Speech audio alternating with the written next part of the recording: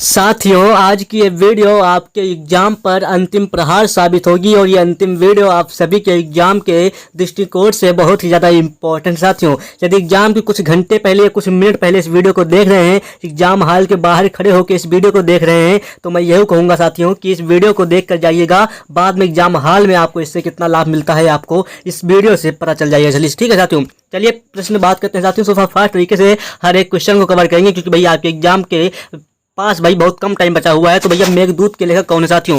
प्रसिद्ध पुस्तक जो हमारी मेघदूत है, इसके लेखक कौन है? क्या भैया कालिदास है? मैं कहूँगा बिल्कुल साथियों, कालिदास जो है ये प्रसिद्ध पुस्तक मेघदूत के लेखक है। साथियों, हर एक प्रश्न को समझते हुए चलेंगे बिल्कुल आसान भाषा में, ठीक है। चलिए, गुप्त काल के दौरान सोने के सिक्कों को निम्नलिखित में से किस नाम से पुकारा जाता था? जब गुप्त काल के दौरान जो सोने के सिक्के हैं उनको भैया हम किस नाम से जानते थे? किसके दौरान? गुप्त काल के दौरान तो आप कहेंगे दिनार। दिनार के नाम से जानते थे हम सभी साथी। किसके भैया? सोने के सिक्कों को किसके दौरान? गुप्त काल के दौरान। चलिए साथियों, क्वेश्चन नंबर 2x की जरूरत नहीं पड़ेगी आपको, 2x की जरूरत नहीं पड़ेगी। हम 2x की वीडियो में आपको बताएंगे कि भैया विक्रम संवत कब आरंभ हुआ था। साथियों, जो विक्रम संवत था ये कब आरंभ हुआ था? क्या साथियों भैया ईसा पूर्व 57 में हुआ था? मैं कहूंगा बिल्कुल साथियों। क्या 28 नंबर मौर्य वंश का अंतिम शासक कौन था? साथियों, जब कभी आपके एग्जाम में पूछेगा कि मौर्य वंश का अंतिम शासक कौन था तो आप क्या कहेंगे? आप कहेंगे कि बृहदस्त जो था ये मौर्य वंश का अंतिम शासक था। बी फॉर बढ़िया सा आंसर हो जाएगा। चलिए साथियों, क्वेश्चन नंबर बात कर लें, चंद्रगुप्त मौर्य का पुत्र कौन था? साथियों, जब कभी आपके एग्जाम में पूछेगा कि चंद्रगुप्त मौर्य का पुत्र कौन था तो आप क्या बताएंगे? यदि आप सभी साथी इसका आंसर हमारा बिंदुसार बताते हैं तो मैं कहूंगा कि आप बिल्कुल सही होंगे। जो चंद्रगुप्त मौर्य का पुत्र था वो बिंदुसार था। और बिंदुसार का पुत्र कौन था? तो भैया मैं बिंदुसार का जब पुत्र की बात करें तो आप कहेंगे साथियों कि भैया अशोक जो था ये बिंदुसार का पुत्र था। चंद्रगुप्त मौर्य का पुत्र था वो बिंदुसार था और बिंदुसार का जो पुत्र था साथियों वो अशोक था। ऑप्शन भैया हमारा एफ आ जाएगा। चलिए साथियों, कह रहा साथियों यहाँ पर देखिएगा कि भैया जब कभी आपके एग्जाम में पूछेगा ये प्रश्न तो आप क्या कहेंगे? यदि आप कुछ घंटे पहले कुछ घंटे बाद इस वीडियो को आप कुछ घंटे बाद इस एग्जाम हॉल में प्रश्न पूछ ले तो आप क्या कहेंगे कि भैया 326 ईसा पूर्व में भारत पर आक्रमण करने के लिए सिकंदर यानी कि अलेक्जेंडर ने किस सबसे पहले निम्नलिखित में से किस नदी को पार किया था? साथियों, 326 ईसा पूर्व में भारत पर आक्रमण करने के लिए सिकंदर ने सबसे पहले किस नदी को पार किया था तो आप क्या कहेंगे? यदि आप सभी साथी ऑप्शन में सिंधु नदी बताते हैं तो मैं कहूँगा कि आप बिल्कुल सही होंगे साथियों। चलिए, जब कभी आपके एग्जाम में पूछेगा कि स्वामी दयानंद सरस्वती का मूल नाम क्या था? स्वामी दयानंद सरस्वती का मूल नाम क्या था? क्या भैया मूल शंकर था? मैं कहूँगा साथियों बिल्कुल स्वामी दयानंद सरस्वती का जो मूल नाम था वो मूल शंकर था। चलिए साथियों, ये वीडियो आपके एग्जाम पर अभी कुछ देर बाद भैया ये क्वेश्चन आपको एग्जाम हॉल में देखने को मिलेंगे। तो भैया चंद्रगुप्त मौर्य के गुरु कौन थे? तो चंद्रगुप्त मौर्य के गुरु कौन थे? तो साथियों मैं कहूँगा भैया जो चंद्रगुप्त मौर्य के गुरु थे वो विष्णुगुप्त थे। विष्णुगुप्त भैया चंद्रगुप्त मौर्य के गुरु थे। और अशोक के शिलालेख जो है शिलालेख में कलिंग युद्ध में अशोक की विजय का उल्लेख किया गया। साथियों, अशोक के किस शिलालेख में कलिंग युद्ध के में अशोक की विजय का उल्लेख किया गया है? वो वर्णन है तो आप क्या कहेंगे? यदि आप 94 प्रश्न का ऑप्शन है 13वें भैया अशोक के 13वें शिलालेख में कलिंग युद्ध में अशोक की विजय का वर्णन किया गया है। ऑप्शन साथियों में आ जाएगा, ऑप्शन ए के साथ जाएगा। चलिए साथियों, क्वेश्चन नंबर 95 की बात करें भैया। जब कभी आपके एग्जाम में पूछे कि भैया प्रसिद्ध पुस्तक भैया मेगास्थनीज जो है ये मेगास्थनीज किसने लिखी तो क्या कहेंगे? इंडिका ने लिखी। तो मैं कहूँगा बिल्कुल साथियों भैया मेगास्थनीज ने लिखी थी। क्या इंडिका पुस्तक? मैं कहूँगा भैया मेगास्थनीज नामक पुस्तक किसने लिखी? तो भैया इंडिका ने लिखी। ऑप्शन सी फॉर हमारा आंसर जाएगा। चलिए साथियों, क्वेश्चन नंबर 96 की बात कर लें। तृतीय बौद्ध परिषद का आयोजन किसके द्वारा किया गया था? तो सही साथियों, जब कभी आपके एग्जाम में पूछेगा कि तृतीय बौद्ध परिषद का आयोजन किसके द्वारा किया गया था तो आप क्या कहेंगे? इस वीडियो में संपूर्ण निचोड़ लेकर आएंगे भैया जीके जीएस आपका। यहाँ से क्वेश्चन फंसेगा, इस बात को आप मान के चलिए, ठीक है। चलिए भैया 97 प्रश्न कह रहा है साथियों कि भैया अशोक के यहाँ पर देखिएगा अशोक के शिलालेखों को पढ़ने वाला प्रथम अंग्रेज कौन था? साथियों, अशोक के शिलालेखों को पढ़ने वाला प्रथम अंग्रेज कौन था? क्या भैया जॉन टावर था, हैरी सिम्थ था, जेम्स प्रिंसेप था या फिर चार्ल्स मेटकॉफ था? साथियों, 97 प्रश्न का ऑप्शन सभी साथी डी बताते हैं। जेम्स प्रिंसेप जो था ये भैया अशोक के शिलालेखों को पढ़ने वाला प्रथम अंग्रेज था। भैया कौन था? भैया जेम्स प्रिंसेप था। चलिए साथियों, क्वेश्चन नंबर 98 की बात कर लें। कौटिल्य के अर्थशास्त्र साथियों यानी कि चाणक्य के अर्थशास्त्र में किस पहलू पर प्रकाश डाला गया है? क्या भैया राजनीतिक नीतियों पर? मैं कहूँगा बिल्कुल साथियों जो कौटिल्य के अर्थशास्त्र भैया राजनीतिक नीतियों पर प्रकाश डाला गया है। ऑप्शन बी फॉर साथियों हमारा बढ़िया सा आंसर जाएगा। चलिए, जो मेगास्थनीज था ये भैया दूत किसका था? क्या भैया सेलुकस का था या सिकंदर का था या डेरियस का था? साथियों भैया जो मेगास्थनीज जो था ये जो मेगास्थनीज था ये किसका दूत था? तो प्रश्न आपके एग्जाम में यदि पूछता है अभी कुछ देर बाद तो आप क्या कहेंगे? इसका आंसर क्या लगाएंगे? यहाँ पर यदि आप सभी सेलुकस बताते हैं तो मैं कहूँगा साथियों बिल्कुल सही होंगे। अभी जो आपका एग्जाम होने वाला है इसमें सेम टू सेम यही क्वेश्चन आपको यहाँ पर देखने को मिलेगा। तो बताइएगा इसका आंसर, ठीक है। चलिए भैया विक्टोरिया जलप्रपात किस नदी से संबंधित है साथियों। जब कभी आपके एग्जाम में पूछ ले कि भैया जो विक्टोरिया जलप्रपात है ये किस नदी से संबंधित है, तो मैं कहूँगा साथियों जो विक्टोरिया जलप्रपात है साथियों ये जिम्बेजी नदी से संबंधित है। ऑप्शन डी हमारा आंसर जाएगा। चलिए साथियों, सौर प्रणाली की खोज किसने की साथियों। जब कभी आपके एग्जाम में पूछ ले कि सौर प्रणाली की खोज किसने की थी, तो मैं कहूँगा साथियों जो सौर प्रणाली की खोज की थी भैया वो कॉपरनिकस ने की थी। कॉपरनिकस ने भैया किसकी खोज की, मैं कहूँगा कि सौर प्रणाली की खोज की थी। ऑप्शन सी फॉर आंसर जाएगा। चलिए, ग्रहों की गति का नियम किसने दिया, तो आप सभी साथी बताते हैं कि केपलर ने साथियों ग्रहों की गति का नियम दिया। चलिए साथियों, क्वेश्चन नंबर बात करें, ग्लेशियर आमतौर पर कहाँ पाए जाते हैं साथियों। जो हमारे ग्लेशियर होते हैं ये आमतौर पर पाए जाते हैं भैया पहाड़ों में भैया आमतौर पर ग्लेशियर पाए जाते हैं। ऑप्शन डी पाया जाएगा। चलिए, सूर्य के चारों ओर घूमने वाले ग्रहों की संख्या कितनी है साथियों। जो सूर्य के चारों ओर ग्रह घूमते हैं उनकी संख्या कितनी है, जल्दी से बताइएगा। इसका आंसर आप 8 बताते हैं। 8 ग्रह जो है हमारे ये सूर्य के चारों ओर घूमते हैं। चलिए, जब कभी आपके एग्जाम में पूछेगा कि पृथ्वी की बहन साथियों किसे कहा जाता है, तो आप कहेंगे कि शुक्र ग्रह को पृथ्वी की बहन कहा जाता है। सबसे बड़ा ग्रह होता है बृहस्पति ग्रह, ठीक है, और मंगल ग्रह को हम लाल ग्रह के नाम से जानते हैं। बाकी शुक्र ग्रह को हम सबसे चमकीला ग्रह कहते हैं या यूनी या मॉर्निंग स्टार भी हम कहते हैं शुक्र ग्रह को। चलिए साथियों, भारत एशिया के किस भाग में स्थित है साथियों। जब कभी आपके एग्जाम में पूछेगा कि भारत जो है एशिया के किस भाग में स्थित है, तो आप कहेंगे कि दक्षिण एशिया में जो हमारा स्थित है ये भैया एशिया है। एशिया के भैया भारत जो है हमारा एशिया के दक्षिण भाग में स्थित है। ऑप्शन बी आ जाएगा आंसर। चलिए, जब कभी आपके एग्जाम में यहाँ से प्रश्न पूछेगा कि भैया किस ग्रह को शाम का तारा यानी कि यूनी स्टार कहा जाता है, तो आप क्या कहेंगे। यदि आप सभी साथी इसका आंसर हमारा शुक्र ग्रह बताते हैं तो बिल्कुल सही होंगे। साथियों, शुक्र ग्रह को हम यूनिंग स्टार या मॉर्निंग स्टार कहते हैं। ऑप्शन बी फार्म आ जाएगा। बिना कुछ बोले इसका आंसर हमारा बी आ जाएगा। चलिए साथियों, क्वेश्चन नंबर बात कर लेते हैं, टाइटन किस ग्रह का उपग्रह है साथियों। जब कभी आपके एग्जाम में पूछेगा कि टाइटन जो है ये किस ग्रह का उपग्रह है, तो आप कहेंगे साथियों इसका आंसर आप 63 नंबर प्रश्न का ऑप्शन सी शनि बताते हैं। तो मैं कहूँगा भैया जो टाइटन है ये शनि ग्रह का उपग्रह है। उड़सा में ऐसा हुआ बिग बियर एक प्रकार का है साथियों। क्या है भैया एक प्रकार का साथियों नक्षत्र मंडल में। ऑप्शन बी फार इसका बढ़िया सा आंसर लगाऊंगा। चलिए साथियों, 64 नंबर प्रश्न का आंसर आ जाएगा। तो पहला नंबर बात करें, गंगोत्री हिमनद किस राज्य में स्थित है साथियों। जब कभी आपके एग्जाम में यहाँ से प्रश्न पूछेगा कि गंगोत्री जो हिमनद है ये किस राज्य में स्थित है, क्या भैया साथियों गंगोत्री जो हिमनद है भैया क्या उत्तराखंड में स्थित है। मैं कहूँगा बिल्कुल साथियों जो गंगोत्री हिमनद है भैया ये उत्तराखंड में स्थित है। प्रतिवर्ष साथियों प्रतिवर्ष भैया किस तारीख को किस डेट को पृथ्वी जो है ये सूरज के सबसे करीब होता है, तो मैं कहूँगा कि 3 जनवरी को जो पृथ्वी होता है सूरज के सबसे करीब होता है। ऑप्शन सी फॉर हमारा आंसर जाएगा। चलिए साथियों, क्वेश्चन नंबर, कौन सा ग्रह सल्फ्यूरिक एसिड के घने और सफेद बादलों से बना है साथियों। कौन सा ग्रह सल्फ्यूरिक एसिड के घने सफेद और पीले बादलों से बना है। यदि आप 67 नंबर प्रश्न का ऑप्शन सभी साथी ऑप्शन है शुक्र ग्रह बताते हैं, तो मैं कहूँगा बिल्कुल सही होंगे भाई। जिसको चमकीला ग्रह कहते हैं जो कि सल्फ्यूरिक एसिड के घने सफेद और पीले बादलों से बना है। ऑप्शन ए फॉर इसका हमारा अच्छा सा बढ़िया सा आंसर जाएगा। जब कभी आपके एग्जाम में पूछेगा कि इस आकार का साथियों जो है महासागर कौन सा है, तो मैं कहूँगा कि अटलांटिक महासागर जो है ये इस आकार का महासागर है साथियों। चलिए, जब कभी आपके एग्जाम में पूछेगा कि सूर्य के बाह्यतम परत को क्या कहते हैं, तो मैं कहूँगा कि भैया सूर्य के बाह्यतम परत को कोरोना कहते हैं। आकाश का सबसे चमकदार तारा क्या है, तो मैं कहूँगा कि सिरियस तारा जो है आकाश का सबसे चमकदार तारा है। तो सबसे चमकदार ग्रह पूछे, सबसे चमकीला ग्रह पूछे तो आप शुक्र बताना, ठीक है। और सबसे चमकदार तारा पूछे तो आप कहेंगे कि सिरियस तारा। चलिए, हेली धूमकेतु साथियों, हेली धूमकेतु का आवर्तकाल कितना होता है। जो हेली धूमकेतु का आवर्तकाल कितना होता है, यदि आप इसका हमारा आंसर ऑप्शन बी 76 वर्ष बताते हैं, तो मैं कहूँगा कि आप बिल्कुल सही होंगे। चलिए साथियों, पृथ्वी की एकमात्र प्राकृतिक उपग्रह की पहचान कीजिए भैया। जो पृथ्वी का एकमात्र प्राकृतिक उपग्रह है वो चंद्रमा है, आप सभी जानते हैं। चलिए साथियों, सौर मंडल का सबसे छोटा ग्रह कौन सा है साथियों। सौर मंडल का सबसे छोटा ग्रह कौन सा है। यदि आप 73 नंबर प्रश्न का सभी साथी ऑप्शन ए बुध ग्रह बताते हैं, जो कि सबसे छोटा ग्रह है और सबसे बड़ा ग्रह बृहस्पति है। और शुक्र ग्रह को सबसे चमकीला ग्रह कहते हैं। पृथ्वी हमारी नीली होती है, आप सभी जानते हैं। बाकी मंगल ग्रह को हम लाल ग्रह कहते हैं, सबसे ठंडा ग्रह कहते हैं। चलिए साथियों, क्वेश्चन नंबर 74 की बात करें भाई, सौर परिवार के निम्न ग्रहों में से कौन सा ग्रह सबसे अधिक ठंडा ग्रह है, तो आप कहेंगे कि भैया जो हमारा वरुण ग्रह है ये भैया सबसे ठंडा ग्रह है। ऑप्शन ए फॉर हमारा अच्छा सा बढ़िया सा आंसर जाएगा। चलिए साथियों, बर्मी भारत के किस पड़ोसी देश की राजभाषा है साथियों। जो बर्मी हमारी है ये भारत के किस पड़ोसी देश की राजभाषा है, तो क्या म्यांमार की है। मैं कहूँगा बिल्कुल साथियों क्या म्यांमार की है, यानी कि वार्मा की भैया जो राजभाषा है भैया वो है बर्मी। चलिए साथियों, क्वेश्चन नंबर बात कर लेते हैं भैया 76 की, ठीक है। 76 नंबर प्रश्न का साथियों कि किस गैस की उपस्थिति के कारण वरुण रंग की दिखाई देता है। मैं कहूँगा मीथेन साथियों। सौर मंडल का दूसरा सबसे बड़ा ग्रह कौन सा है साथियों। सबसे बड़ा पहले पूछे तो भैया बृहस्पति ग्रह बताना। दूसरे नंबर पे सबसे बड़ा ग्रह पूछे तो आप क्या बताएंगे।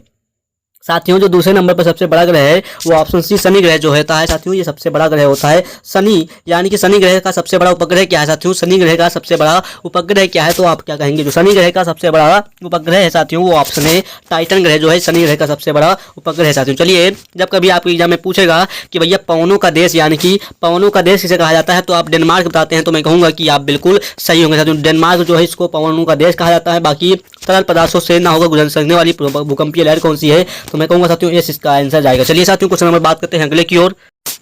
चलिए साथियों, प्रश्न का इरादा एक बात देखिएगा कि ज्वालामुखी से निकलकर पृथ्वी की सतह पर फैलने वाले मैग्मा को क्या कहते हैं साथियों। जो हमारी ज्वालामुखी से निकलता है भाई उसको मैग्मा, उसको भाई जब निकलकर पृथ्वी की सतह पर फैलता है तो उसको हम कहते हैं लावा। आप सभी जानते हैं लाल लाल क्या होता है, लावा होता है जो पृथ्वी के जो ज्वालामुखी से निकलता है और बहकर भाई हमारी पृथ्वी की सतह पर पड़ता है, उसको लावा कहते हैं। बाकी जब ये लावा ठंडा हो जाता है तो इसको भैया हम चट्टान कहते हैं, इस बात को ध्यान रखना। बाकी 105 नंबर प्रश्न की बात करें, जब कभी आप एग्जाम में पूछेगा कि प्रकृति का सुरक्षा कवच किसे कहा जाता है, तो मैं कहूँगा कि ओजोन परत को प्रकृति का सुरक्षा कवच कहा जाता है। बाकी क्वेश्चन नंबर साथियों, निम्नलिखित में से कौन विश्व का सबसे ऊंचा ज्वालामुखी है साथियों। विश्व का सबसे ऊंचा ज्वालामुखी पर्वत कौन सा है, तो आप क्या बताएंगे भैया। जो 106 नंबर प्रश्न का ऑप्शन होगा वो ऑप्शन डी माउंट कोटोपैक्सी जो है ये विश्व का सबसे ऊंचा ज्वालामुखी पर्वत है। ऑप्शन डी फॉर हमारा अच्छा सा आंसर आएगा साथियों। डी फॉर दिल से सब्सक्राइब कर दो साथियों, वीडियो को लाइक कर दो। और 107 नंबर प्रश्न का कौन सी नदी अरब सागर, कौन सी नदी साथियों अरेबियन सी से गिरती है साथियों। कौन सी नदी जो रहती है वो अरेबियन सी में गिरती है, क्या आप कृष्णा नदी है, गंगा या नर्मदा या महानदी है साथियों। यदि 107 नंबर प्रश्न का ऑप्शन सभी साथी नर्मदा नदी बताते हैं तो मैं कहूंगा कि आप बिल्कुल सही होंगे साथियों। जो भैया अरेबियन सी में जो नदी गिरती है वो भैया नर्मदा नदी है। बाकी रिंग ऑफ फायर को आप निम्नलिखित में से किस महासागर के से संबंध करेंगे, भाई इसका ऑप्शन नहीं दिया है। बाकी यहाँ पर देखिएगा कि भारतीय संविधान सभा की स्थापना कब हुई, तो आप सभी जानते हैं कि 9 दिसंबर 1946 को क्या संविधान सभा की स्थापना हुई या 26 नवंबर 1949 को हुई, बताइएगा जल्दी से। यदि आप सभी साथी 75 नंबर प्रश्न का ऑप्शन बी 9 दिसंबर 1946 बताते हैं तो मैं कहूंगा कि आप बिल्कुल सही होंगे साथियों। जो संविधान सभा की स्थापना हुई वो 9 दिसंबर 1946 को हुई। बाकी 76 नंबर प्रश्न की बात करें, भाई कह रहा साथियों भारत संविधान सभा के उद्घाटन यानी कि अधिवेशन की अध्यक्षता किसने की थी भैया, तो मैं कहूंगा साथियों यदि आप 76 नंबर प्रश्न का ऑप्शन बी सच्चिदानंद सिन्हा बताते हैं जो कि एक अस्थायी अध्यक्ष के रूप में चुने गए थे संविधान सभा की पहली मीटिंग में। चलिए साथियों, क्वेश्चन नंबर, संविधान सभा के अस्थायी अध्यक्ष कौन थे, मैंने क्या बताया कि भैया डॉक्टर सच्चिदानंद सिन्हा थे। सच्चिदानंद सिन्हा जो थे ये अस्थायी अध्यक्ष थे कहाँ के, संविधान के। चलिए, बाकी संविधान सभा के स्थायी अध्यक्ष कौन थे, मैं बताया कि भैया डॉक्टर राजेंद्र प्रसाद जो थे ये संविधान सभा के स्थायी अध्यक्ष थे साथियों। चलिए भैया, संविधान सभा का संवैधानिक सलाहकार कौन था, तो मैं कहूँगा वेनुगल नरसिंह राव। तो ये भैया वीएन राव जिसको कहते हैं, वेनुगल नरसिंह राव, ये भैया संविधान सभा के संवैधानिक सलाहकार थे। बाकी नीति आयोग का अध्यक्ष कौन होता है, तो नीति आयोग का जो अध्यक्ष होता है भैया वो प्रधानमंत्री होता है, नीति आयोग का अध्यक्ष साथियों। चलिए क्वेश्चन नंबर बात कर लेते हैं अगले की ओर। चलिए साथियों, क्वेश्चन नंबर बात कर रहा है कि भारतीय संविधान की प्रारूप मसौदा समिति के अध्यक्ष कौन थे, तो आप क्या कहेंगे। तो यदि आप इसका आंसर साथियों 81 नंबर प्रश्न का ऑप्शन साथियों हमारा क्या बताते हैं, तो मैं कहूँगा साथियों यदि 81 नंबर प्रश्न का option C doctor BR Ambedkar बताते हैं जो कि प्रारूप समिति के अध्यक्ष थे। कौन थे भैया, तो मैं कहूँगा कि डॉक्टर BR अम्बेडकर थे, यानी कि डॉक्टर भीमराव अम्बेडकर थे। चलिए साथियों, क्वेश्चन नंबर बात कर लेते हैं। जब कभी आपके एग्जाम में पूछेगा यहाँ से प्रश्न तो आप क्या कहेंगे कि EVM का पूर्ण रूप क्या है साथियों, यानी कि EVM का फुल फॉर्म पूछा है यहाँ पर, तो आप कहेंगे कि इलेक्ट्रॉनिक वोटिंग मशीन साथियों ये जो है हमारा EVM का पूर्ण रूप है। बाकी 84 नंबर प्रश्न की बात करें कि संविधान सभा द्वारा अंतिम रूप से पारित संविधान में कुल कितने अनुच्छेद और कितनी अनुसूचियां थी भैया। संविधान सभा द्वारा अंतिम रूप से यहाँ पर पूछा है भैया संविधान में कुल कितने अनुच्छेद और कितनी अनुसूचियां थी, यहाँ पर है नहीं पूछा है, थी पूछा है, पहले की बात है। तो आप कहेंगे कि 395 अनुच्छेद थे और 8 अनुसूचियां थी। ऑप्शन हमारा सी फॉर क्लियर सा आंसर जाएगा साथियों। जब कभी वर्तमान में पूछेगा कि भैया वर्तमान में कितनी है साथियों, तो आप कहेंगे कि भैया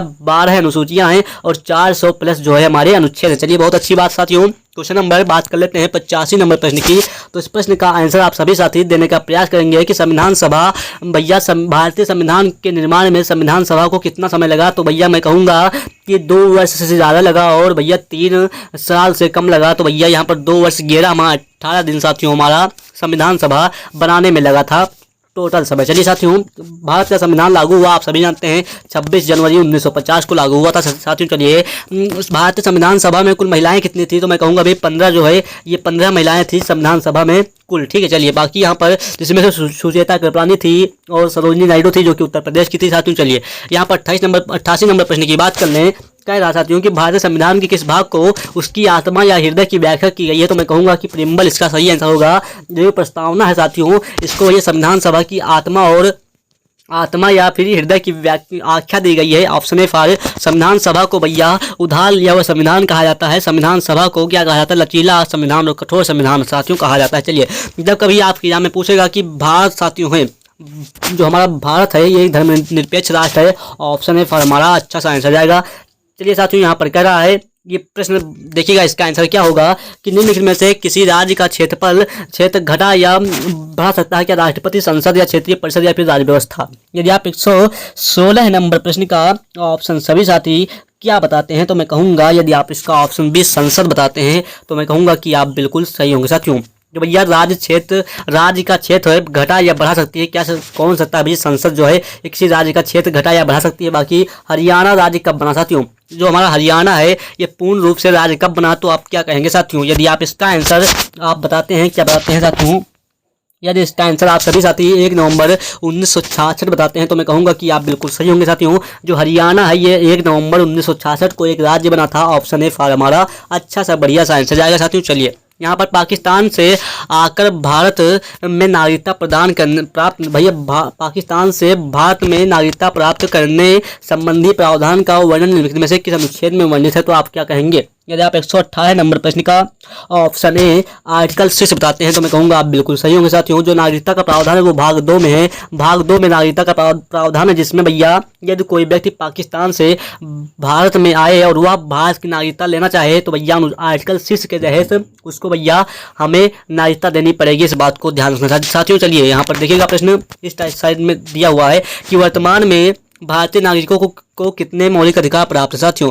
वर्तमान में भारतीय नागरिकों को कुल कितने मौलिक अधिकार प्राप्त हैं, तो आप क्या कहेंगे? यदि आप 119 नंबर प्रश्न का ऑप्शन 6 बताते हैं, तो मैं कहूँगा आप बिल्कुल सही होंगे साथियों। जो भैया मौलिक अधिकार हैं वो हमारे 6 हैं जो कि हमें प्राप्त हैं। चलिए साथियों, यहाँ पर आप बात करेंगे कि भारतीय संविधान का कौन सा अनुच्छेद साथियों? भारतीय संविधान का कौन सा अनुच्छेद 14 वर्ष से कम आयु के बच्चों को कारखानों, खानों आदि में नियोजित करने से रोकता है? तो मैं कहूँगा साथियों कि भैया कौन सा अनुच्छेद है साथियों? जल्दी से बताइएगा। 120 नंबर जो प्रश्न का ऑप्शन जाएगा वो 24, आर्टिकल 24 में ये निहित है भैया कि यदि कोई जो है बच्चा जो है 14 वर्ष से कम है, तो भैया उसको कारखानों और खानों में नियोजित करने से रोकता है। क्या आर्टिकल 24? मैं कहूँगा बिल्कुल साथियों, इसका सही आंसर ए जाएगा। चलिए साथियों, संपत्ति का अधिकार साथियों है क्या एक मौलिक अधिकार है? भैया पहले था साथियों। जो संपत्ति का अधिकार था भैया एक पहले मौलिक अधिकार था, लेकिन भैया अब मौलिक अधिकार नहीं है भैया। अब ये भैया एक प्रकार का कानूनी अधिकार बन गया है साथियों। जो संपत्ति का अधिकार है ये भैया एक प्रकार का कानूनी अधिकार है। ऑप्शन डी फॉर हमारा साथियों अच्छा सा बढ़िया सा आंसर आएगा। डी फॉर दिल से साथियों सब्सक्राइब कर दो बिना कहे। चलिए, बहुत अच्छी बात साथियों। यहाँ पर देखिएगा हमारा प्रश्न देख रहा है साथियों, शक्ति का मात्रक है साथियों। जब कभी आपके एग्जाम में पूछ ले कि शक्ति का मात्रक क्या है, तो आप कहेंगे, यदि शक्ति का मात्रक बताते हैं साथियों वाट। क्या शक्ति का मात्रक वोल्ट है? मैं कहूँगा बिल्कुल नहीं साथियों। भैया वाट जो होता है ये शक्ति का मात्रक होता है। ऑप्शन सी फॉर हमारा आंसर जाएगा। चलिए साथियों, विद्युत शक्ति की इकाई क्या है? जब कभी आपके एग्जाम में पूछ ले कि विद्युत शक्ति की इकाई क्या है, तो आप सभी जानते हैं जो विद्युत है, विद्युत यहाँ पर शक्ति पूछा है तो इसकी इकाई क्या है? यदि आप 89 नंबर प्रश्न का आंसर साथियों आप सभी इसका क्या बताते हैं? आप सभी साथी इसका ए विद्युत शक्ति यानी कि विद्युत धारा नहीं पूछा, विद्युत शक्ति पूछा है, तो इसका आंसर देने का प्रयास करेंगे सभी साथी।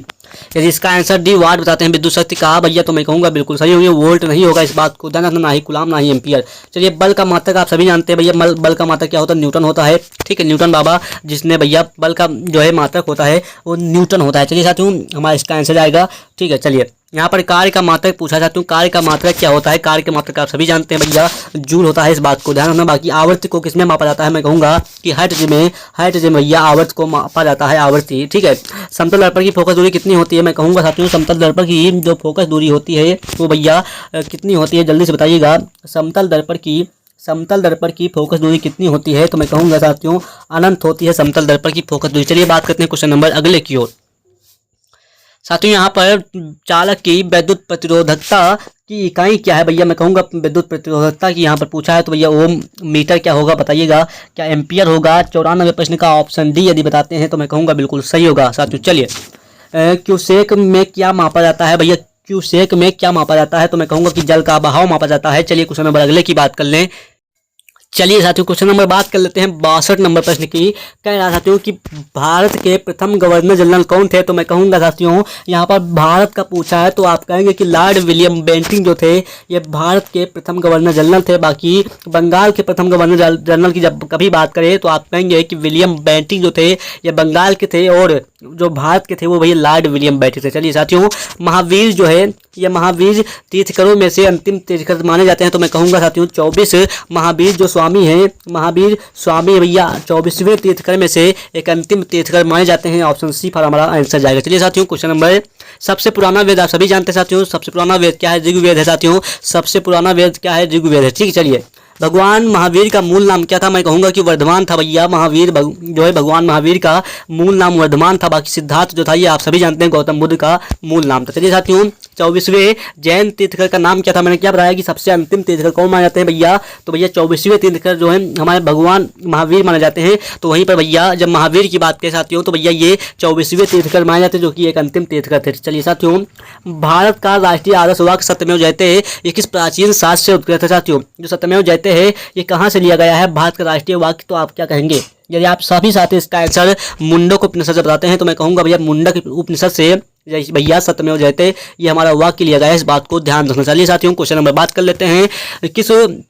किस वेद में जादुई अनुष्ठानों और वशीकरण के बारे में बताता है? तो मैं कहूँगा भैया अथर्ववेद जो है ये भैया सबसे नवीनतम वेद है और बाकी इस वेद को ही हम भैया जादुई अनुष्ठानों और वशीकरण बताता है। ऑप्शन ए फॉर इसका अच्छा सा आंसर जाएगा। बाकी न्याय दर्शन को प्रचारित किया था साथियों। न्याय दर्शन को किसने प्रचारित किया था? तो मैं कहूँगा साथियों न्याय दर्शन को हमारे गौतम ने भैया न्याय दर्शन को जो है प्रचारित किया था। बाकी गौतम बुद्ध का नाम भैया गौतम बुद्ध का जन्म कहाँ हुआ? साथियों जब कभी आपकी जब मैं पूछ लेगी गौतम बुद्ध का जन्म कहाँ हुआ था तो आप कहेंगे कि भैया लुम्बिनी में क्या गौतम बुद्ध का जन्म हुआ था? मैं कहूँगा बिल्कुल साथियों गौतम बुद्ध ने अपना उपदेश कहाँ दिया पहला? तो मैं कहूँगा साथियों सारनाथ में दिया। गौतम बुद्ध को ज्ञान की प्राप्ति कहाँ हुई? मैं कहूँगा बोध गया में हुई। और गौतम बुद्ध ने परिनिर्वाण कहाँ प्राप्त किया? तो मैं कहूँगा कुशीनगर में। चलिए साथियों यहाँ पर 72 नंबर प्रश्न का साथियों गौतम बुद्ध की माँ का क्या नाम था? यदि आप सभी आंसर माया बताते हैं भैया माया जो था ये गौतम बुद्ध की माँ का नाम था। चलिए साथियों हीनयान और महायान किस धर्म के पंथ है? साथियों जो हमारे हीनयान है और महायान है ये किस धर्म के पंथ हैं? तो आप कहेंगे साथियों जो हमारे हीनयान और महायान है ये हमारे जो है बौद्ध धर्म के पंथ हैं। ऑप्शन सी फाल जाएगा। चलिए जो हमारी बुद्ध चरितम नामक महाकाव्य किसने लिखा था? साथियों जो बुद्ध चरितम नामक महाकाव्य किसने लिखा था? बुद्ध चरितम नामक ये महाकाव्य क्या अश्वघोष ने लिखा था? मैं कहूँगा साथियों बिल्कुल अश्वघोष ने भैया बुद्ध चरितम नामक महाकाव्य लिखा था। गौतम बुद्ध नहीं होगा साथियों अश्वघोष। इसका डी फॉर हमारा दिल से सब्सक्राइब करो साथियों बहुत अच्छी बात। चलिए शारदा एक्ट संबंधित था तो साथियों शारदा एक्ट जो था किससे संबंधित था? तो मैं कहूँगा साथियों जो शारदा एक्ट था ये भैया बाल विवाह प्रतिबंध से संबंधित था। ऑप्शन ए फॉर इसका हमारा आंसर जाएगा। चलिए साथियों जो त्रिपिटक है ये किसकी धार्मिक पुस्तक है? साथियों जो हमारी त्रिपिटक है ये किसकी धार्मिक पुस्तक है? तो मैं कहूँगा साथियों जो ये त्रिपिटक है साथियों ये हमारी जो है बौद्ध धर्म की जो है पुस्तक है। साथियों इस बात को ध्यान रखना त्रिपिटक जो है हमारी बौद्ध धर्म की पुस्तक है। निम्नलिखित में से कौन सा यहूदी धर्म से संबंधित है? तो मैं कहूँगा साथियों ये जो तोरा है ये यहूदी धर्म से संबंधित है। इस बात को ध्यान रखना। बाकी क्वेश्चन नंबर जेद अवेस्ता साथियों जेद अवेस्ता साथियों ये भैया के साथ जुड़ा हुआ है साथियों। क्या पारसी धर्म के साथ जुड़ा हुआ है? क्या सिख धर्म के साथ या फिर जैन धर्म या फिर बौद्ध धर्म के साथ? चलिए 78 नंबर प्रश्न का ऑप्शन सभी साथी यदि पारसी धर्म बताते हैं तो मैं कहूँगा कि आप बिल्कुल सही होंगे भाई। जो जेद अवेस्ता है भैया ये पारसी धर्म से संबंधित है। बाकी हमारा जुड़ा हुआ है। चलिए कह रहा है कि गौतम बुद्ध ने अपने उपदेशों में जनसाधारण की भाषा में कौन सी भाषा का प्रयोग किया था? मैं कहूँगा साथियों पाली भाषा का प्रयोग किया था। किसने भैया? जन उपदेशों में जो है पाली भाषा का उपयोग किया था। किसने भैया? गौतम बुद्ध ने। चलिए बहुत अच्छी बात साथियों उपदेश पहला कहाँ दिया? मैं कहूँगा सारनाथ में दिया। गौतम बुद्ध को ज्ञान की प्राप्ति कहाँ हुई? तो मैं कहूँगा साथियों गौतम बुद्ध को ज्ञान की प्राप्ति बोध गया बिहार में भैया गौतम बुद्ध को ज्ञान की प्राप्ति हुई। बाकी जातक कथाओं में किसके जन्म और उनके पूरे जीवन का वर्णन मिलता है? तो मैं कहूँगा साथियों कि जो है बुद्ध के भैया जातक कथा में भैया बुद्ध के जन्म और उनके पूर्व जीवन का वर्णन मिलता है। किसमें भैया? जातक कथा में। ऑप्शन ए फॉर हमारा आंसर जाएगा। चलिए साथियों यहूदी धर्म किससे संबंधित है? साथियों यहूदी किस धर्म से संबंधित है? तो मैं कहूँगा साथियों जो यहूदी है ये यहूदी धर्म से संबंधित है। इस बात को ध्यान रखना साथियों। जो नंद वंश का अंतिम जो है सम्राट कौन था? साथियों नंद वंश का अंतिम सम्राट कौन था? तो मैं कहूँगा साथियों घनानंद जो था ये नंद वंश का अंतिम सम्राट था। बाकी यहाँ पर हर्यक वंश का शासक अजातशत्रु किसका पुत्र था? साथियों जो हर्यक वंश का जो शासक था अजातशत्रु किसका पुत्र था? तो मैं कहूँगा साथियों बिंबिसार का पुत्र था। 84 नंबर प्रश्न का ऑप्शन सी जाएगा। बहुत अच्छी बात साथियों। चलिए प्रसिद्ध पुस्तक मेघदूत के लेखक कौन है साथियों? जब कभी आप एग्जाम में पूछ ले कि प्रसिद्ध पुस्तक जो मेघदूत के लेखक कौन है, तो आप कहेंगे साथियों जो प्रसिद्ध पुस्तक मेघदूत के लेखक हैं वो भैया कालिदास हैं। ऑप्शन बी फॉर हमारा बढ़िया आंसर जाएगा। चलिए साथियों, गुप्त काल के दौरान सोने के सिक्कों को निम्नलिखित में से किस नाम से जाना जाता था? तो मैं कहूँगा दिनार के नाम से जाना जाता था। चलिए, बहुत अच्छी बात है।